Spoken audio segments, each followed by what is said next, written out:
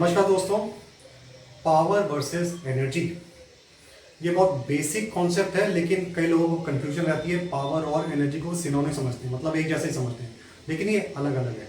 तो अगर आप चाहें सोलर एंटरप्रेनर हैं, सोलर इंस्टॉलर हैं, सोलर एनर्जी स्टूडेंट हैं, या होम ओनर हैं जो कि सोलर पावर में इंटरेस्टेड है, तो ये कॉन्सेप्ट समझना बहुत ज़रूरी है। जब कॉन्सेप्ट क्लियर हो जाएंगे तो आगे जो चीज़ें हैं जो हम समझना चाहते हैं पूरा सोलर टेक्नोलॉजी के बारे में, उसको समझने में आसानी रहेगी। तो ये उन सभी के लिए, दोस्त who are interested in solar energy and solar PV technology.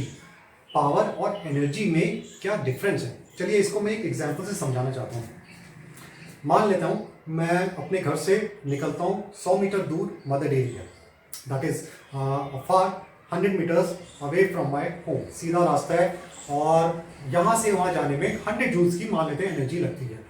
First case में मैं वो जो डिस्टेंस है I cover it in 2 minutes, 2 minute में मैं कवर करता हूँ। दूसरे केस में मैं वही डिस्टेंस कवर करता हूँ, तेज़ी से जाता हूँ, और दूसरे केस में मैं उसे 1 मिनट में कवर कर लेता हूँ।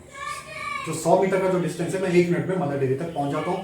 पहले केस में मैं 2 मिनट लगाता हूँ, दूसरे केस में मैं 1 मिनट लगाता हूँ। दोनों केस में जो energy consumption that is same, लेकिन किस में तेजी से एनर्जी कंज्यूम हो रही है वो पावर को डिफाइन करती है। पहले केस में 100 जूल की एनर्जी लगी, मैंने 2 मिनट में 100 मीटर का डिस्टेंस कवर किया, तो मेरी एनर्जी पर यूनिट टाइम एक मिनट में कितनी कंजम्पशन हुई, 100 joules divided by 2 minutes. 50 joules मैंने 1 मिनट में कंज्यूम किया, 50 जूल्स दूसरे मिनट में कंज्यूम किया, और मैं मदर डेयरी तक पहुंच गया। दूसरे केस में मैंने 1 मिनट में ही मैं भागता हुआ गया और मदर डेयरी पहुंच गया, तो 1 मिनट में मैंने पूरी 100 जूल्स कंज्यूम कर ली। उस केस में मेरी पावर हो गई 100 joules divided by 1 minute, 100 joules per minute.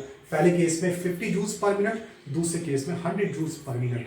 तो जिसमें energy consumption is more, that defines more power was, उस केस में पावर ज़्यादा होती है। तो कितनी तेजी से एनर्जी की कंजम्पशन हो रही है, कितनी तेजी से एनर्जी पैदा हो रही है, वो पावर को डिफाइन करता है। मान लेते हैं मेरे पास एक बल्ब है 50 वाट का और एक 100 वाट का। इसका मतलब क्या है, मतलब ये अगर 50 वाट का बल्ब मैं 1 घंटा चलाता हूँ तो एनर्जी जो निकलती है उसमें से वो 50 वाट आवर है। अगर 100 वाट का बल्ब मैं 1 घंटा चलाता हूँ तो उसमें से जो एनर्जी है वो बाहर निकलती है 100 वाट आवर।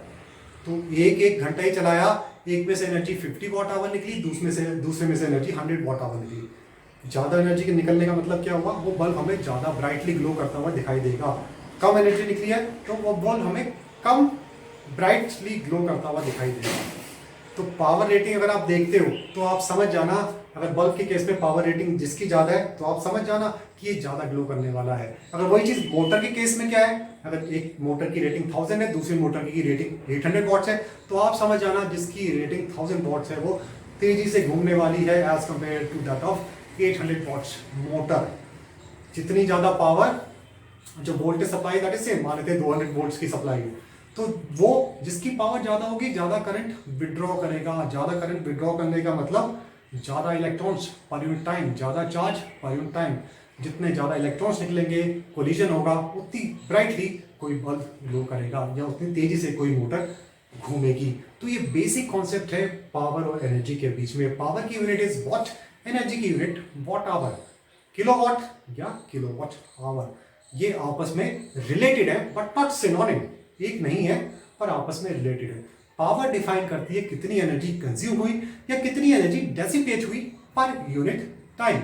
जितनी ज़्यादा एनर्जी कंज्यूम होगी पर यूनिट टाइम, उतनी ज़्यादा पावर को वो डिफाइन करेगा।